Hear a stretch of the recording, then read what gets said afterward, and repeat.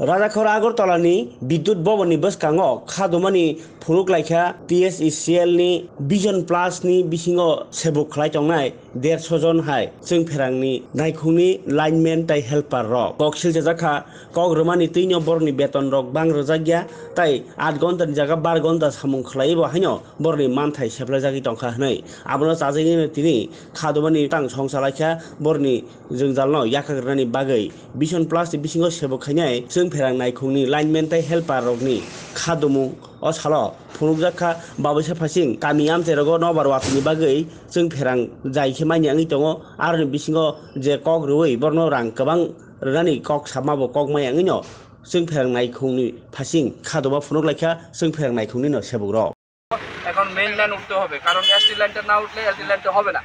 আমরা প্রায় সময় এসটি লাইনের কাজ করতে হয় বাধ্য হয়ে, যেটা আমাদের এই কোম্পানির ইনস্ট্রাকশন নেই, কিন্তু আমরা করতে হয়। কেন করতে হয়? পাবলিকের স্বার্থে করতে হয়, পাবলিক যাতে পরিষেবাটা ঠিকমতো পায়। আমরা চাই ত্রিপুরা রাজ্যের সরকারের বর্তমান সরকার যে পরিষেবা দিয়েছেন, এই পরিষেবা যাতে প্রত্যেকটা ত্রিপুরার প্রত্যেকটা জনসাধারণ পায়, সেটাকে সুদৃঢ় রাখার জন্যই আমরা এই 19-12 দীর্ঘদিন যাবত কাজ করে আসছি।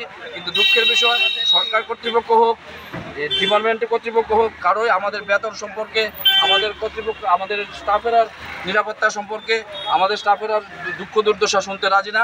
অতএব আপনাদের কাছে বিনম্র অনুরোধ থাকবে, আপনারা দয়া করে এই জিনিসটাকে নিয়ে একটু আলোচনা করবেন। আমরা যাতে, আর আমাদের সময়টা হচ্ছে 12 ঘন্টা ডিউটি।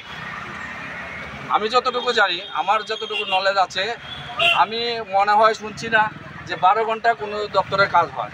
তারপরেও করি আমরা সেটা মেনে নিয়েছি। কারণ মেনে নিয়েছি এই শর্তে, যেহেতু ডিপার্টমেন্টাল একটা সিস্টেম হয়েছে, সিস্টেমটাকে আমরা মেনে নিয়েছি। ঠিক আছে, আমরা করবো 12 ঘন্টা, কিন্তু 12 ঘন্টা ডিউটি করার পর এই সুপ্ত পরিসরে স্টাফ দিয়ে আমাদের কাজ হয় না। একটা ইলেকট্রিকের কাজ করতে গেলে মিনিমাম 5 জন লোক লাগে, সেই জায়গায় আমরা 3 জন লোক দিয়ে কাজ করতে পারি। একটা অ্যাক্সিডেন্ট যখন ঘটে, লোকটাকে আনার লোক থাকে না, পাবলিকের হেল্প নিতে হয়। পাবলিক তখন হেল্প করতে রাজি হয় না, কারণ পাবলিক আমাদের উপর খেপে থাকে, ওরা আমাদের উপর অসন্তুষ্ট হয়ে থাকে, ওদেরকে পরিষেবা দিতে পারছি না। মূলত দাবি কোনটা?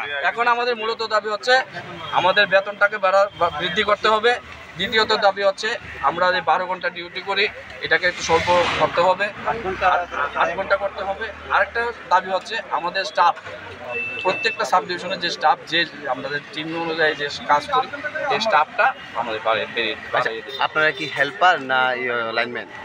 এখানে হেল্পারও আছে, লাইনম্যানও আছে। যৌথভাবে আজকে আপনারা ইয়ে করছেন। এটা কি আগে কি জানানো হয়েছে এই দাবিগুলো আপনাদের?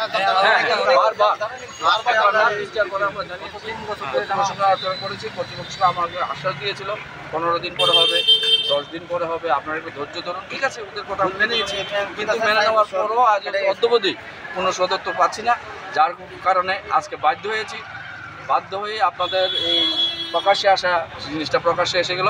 এতদিনে দীর্ঘদিন চাপা ছিল, এতদিনে প্রকাশ্যে আমরা আসতে বাধ্য হয়েছি। এতটুকু আমাদের দাবি, আপনারা দয়া করে এই জিনিসটা দেখুন। শুধু আপনারা লাইনম্যান আর হেল্পার এখানেই না? আপনার নামটা? নাম কি? আমার নাম সুব্রত ঘোষ। কি হন আপনি? আমি হেল্পার। কোন জায়গায়? এখানে? আমি আমতলী সাব ডিভিশনে আছি।